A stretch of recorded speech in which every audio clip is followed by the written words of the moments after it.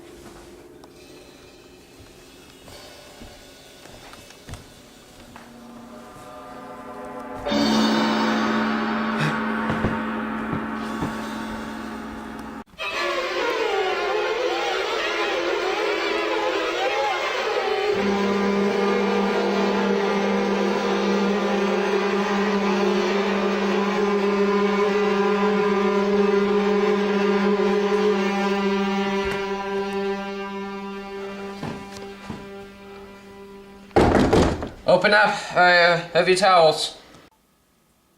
Oh, come on in. I beg your pardon, sir, but these are your towels. If you feel you need to shower or anything, shower's right there. It's the door on the far left.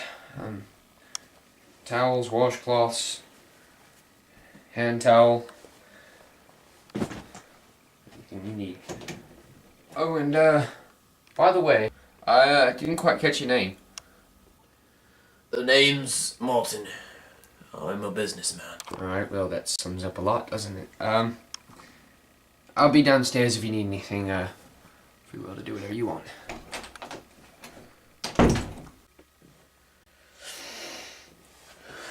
Oh God, am I tired.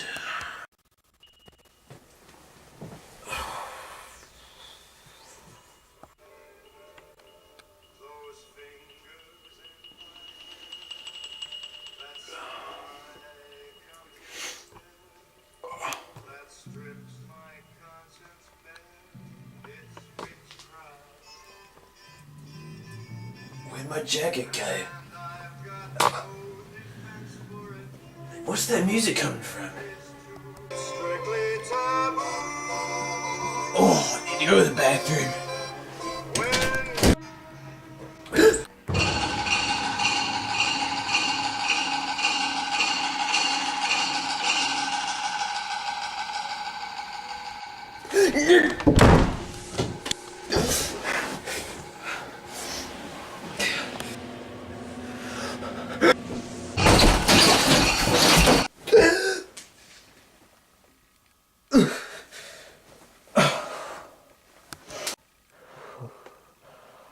What an awful dream.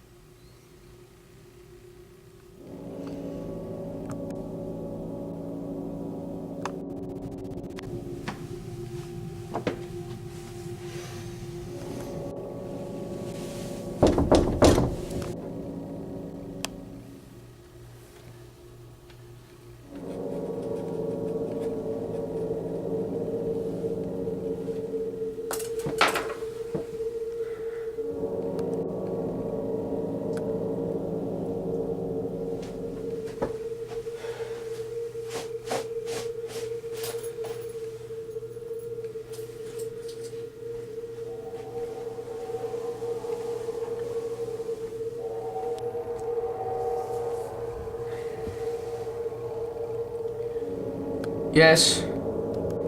Hello, I'm new here. Can I speak with you for a second, please?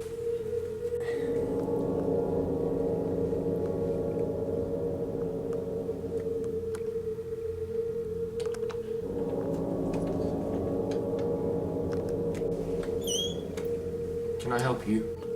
Hello, I'm new here. My name is Martin. So, what's your name?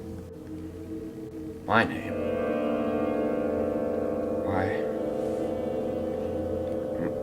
My name is Edwin. Well, I'm a businessman. What's your profession? My profession? I'm afraid that I don't truly have one. I was aspiring to be a writer. I was going to be an astrologist. Fought in the Vietnam War. I have no profession. I'm terribly sorry, sir. What is it that you do here? I do studies. I study the artificial preservation of the organs long after death. Tried to discover new methods of ways to keep them. However, I'm not funded by anyone, so I only do my studies through books. I've never actually studied on a legitimate organ or anything, so to speak. Oh, well, that's interesting. What exactly does that job entail?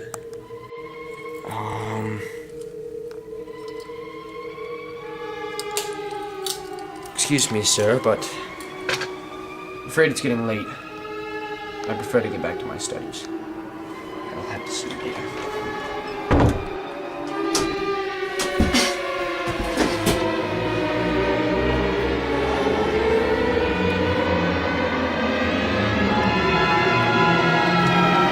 Such a strange lad. Might as well talk to Abernathy.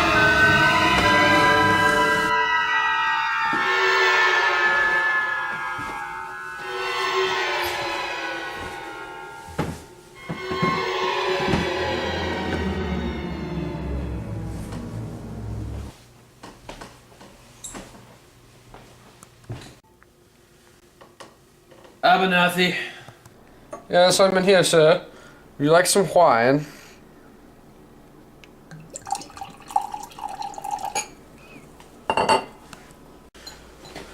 Well, yes, I suppose. If you're having some, I wouldn't mind. Then you can come and get your glass, sir. Here you are, sir. Thank you, sir. Let's see. So how do you like your stay so far? It's adequate. Adequate, eh?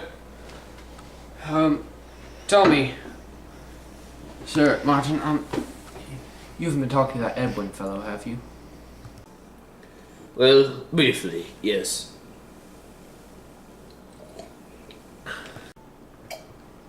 It's pungent. He hasn't told you anything, has he? Oh, nothing besides his strange occupation. Ah, he's talking about the organs. Do not trust him. He's been here nearly a decade. Came here in 1966. The day he came here, I remember it very clearly. And I remember it was a few days afterward that I bought a gun, which I keep under the sink. And quite frankly, I'm not fond of him. He pays his rent at the end of every week. Every Sunday I wake up and $10 in an envelope with his initials on it is sitting out in front of my door. However, he never talks to me. Not likely. No. Instead, he very, very constantly, sometimes I'll find him wandering about this house and he never speaks a word to me. And occasionally I'll be up at night and I'll be watching a film and whatnot, and I'll hear a door open, and he leaves his room at very strange hours in the night. I know he'll only be here for a week, but it troubles me in a way.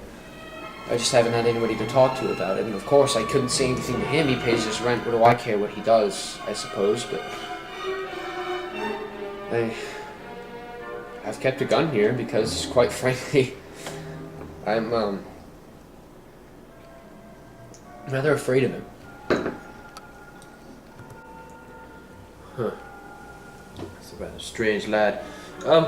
Could you tell me, sir, a little bit about the weather? I heard something about intense storms. Storms. Yes. Up here in this mountainous region, we get very bad storms during the whole of the summer and whatnot, and you happen to come in just as, supposing there'll be one later this evening, sometime around 5, 6 o'clock.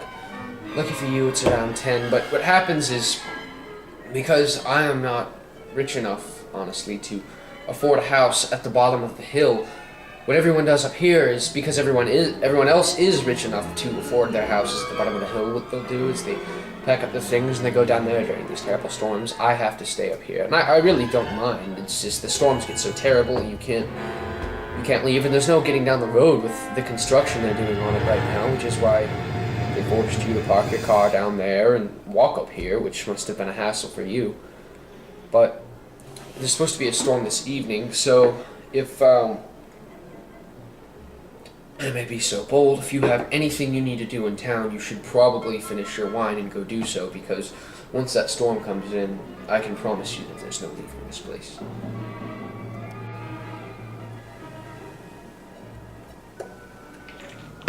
Alright then, lad. Let's get it moving. Well, if you're going to go do things in town, when you come back later tonight, I have a movie I plan to watch. I'm very fond of the horror genre.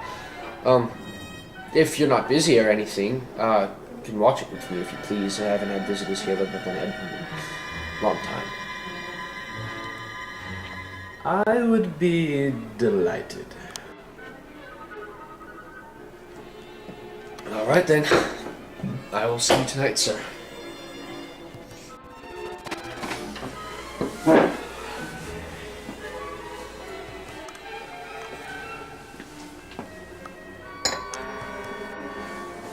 Cheerio, lad.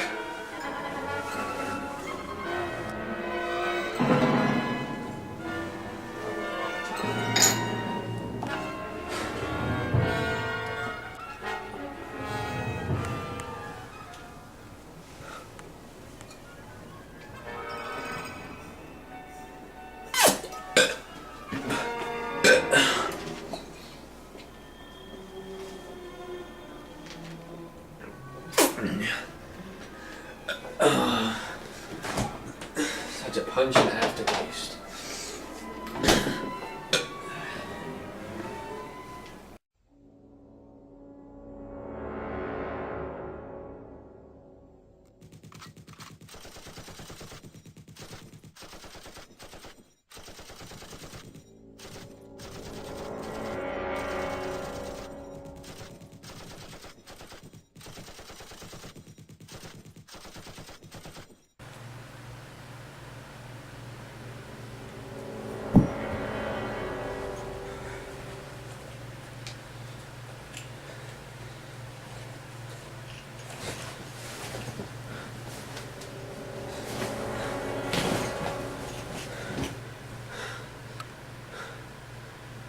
Where's my hat?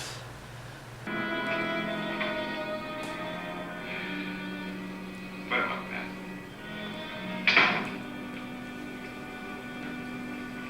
It's a bright idea to kill me in my own lab and let people think that I'm the bat. But you had to kill me. Was it to be ambush? And clever as you are, you're not smart enough to do that. Nor were you smart enough to find the money, though you came quite close to it. But I know where it is. And when you're dead with that sign pinned on your chest, I'm going to collect it and live happily ever after. He destroyed himself. How true that will be. Well, goodbye, Bat. Here's a serum that will heal you whether you're rabid or not.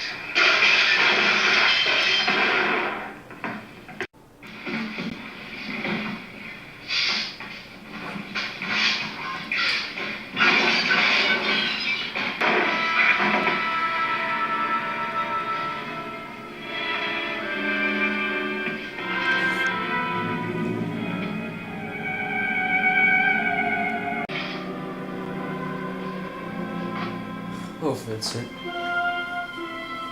It seems he dies in every film.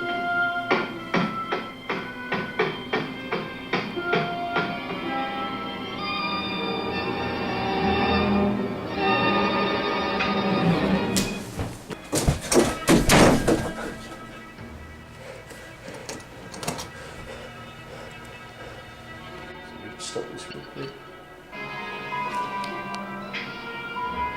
Edwin!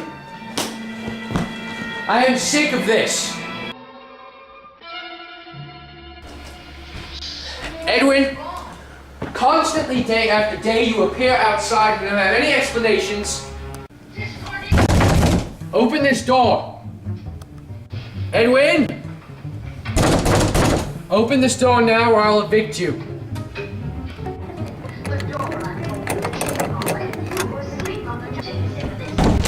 Edwin, you...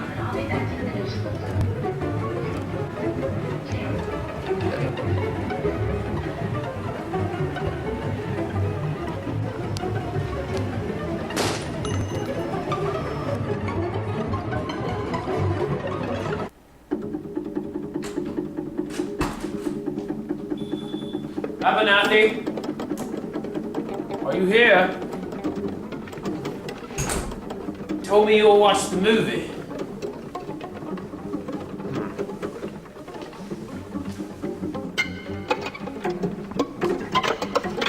Well, his books, yeah.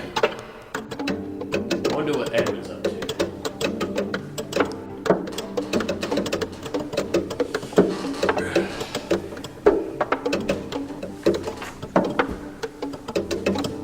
Edwin, Are you here, lad? Edwin, Have you seen Abernathy? What the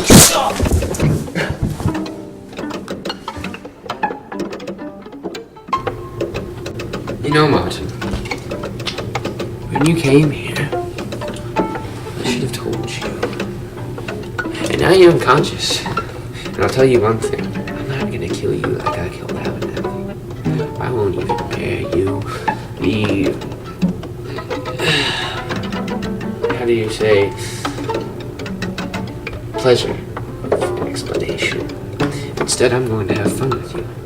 You see, Abernathy rearranged the garage, dear Martin. So here's what I'll do. I'll take you back to your room and let you sleep soundly. When the storm's coming on, so there's no escaping me. In the meantime, I'll find my pickaxe. Let's give you enough time, if you wake up, to find what you need to find. And then, dear Martin, we'll play some games.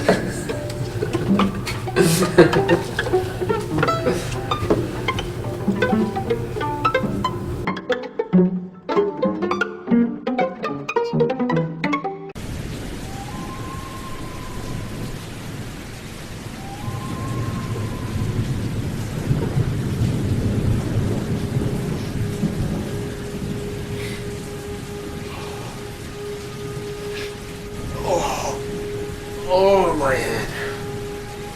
Oh, my God. Where's my jacket?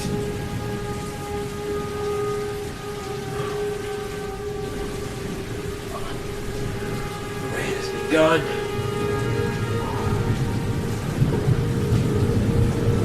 Where's Edwin?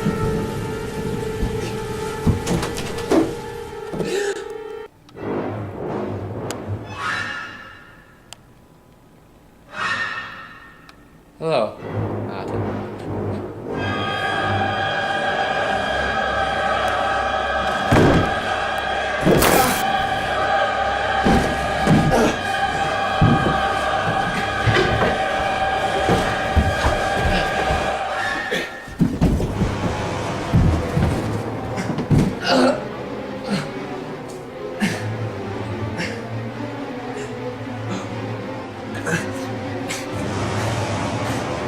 Martin?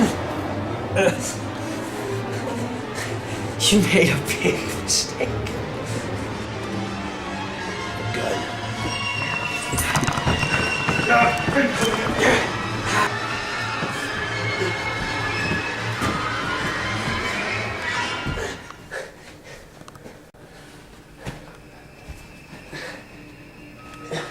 Come here, Martin. Come here.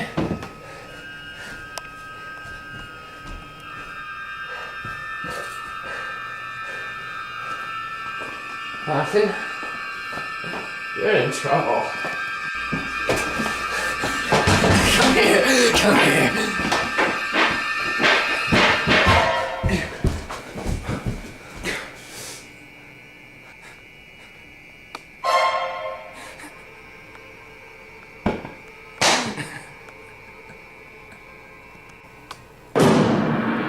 Why are you laughing? It's humorous, don't you think? Martin, look, this whole time this has been nothing but a game. Tell you what, there's a note in my room for you. You'll find that your answers. They're surefire yours. But remember this. I was threatened to exposure. And no matter what you hit me with, I will destroy myself.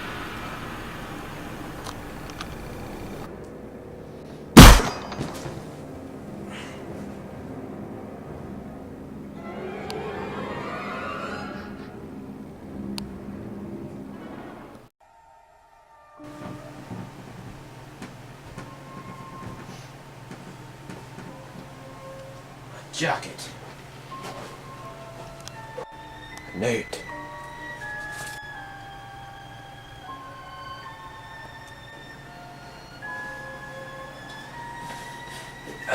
It must be from that Edwin fellow.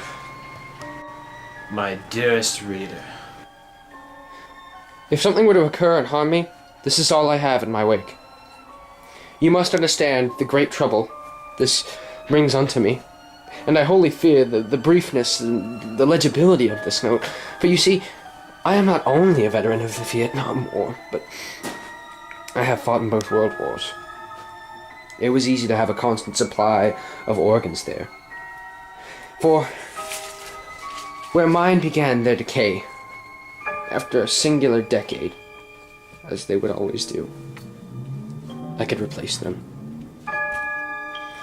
Another decade draws near, I know this.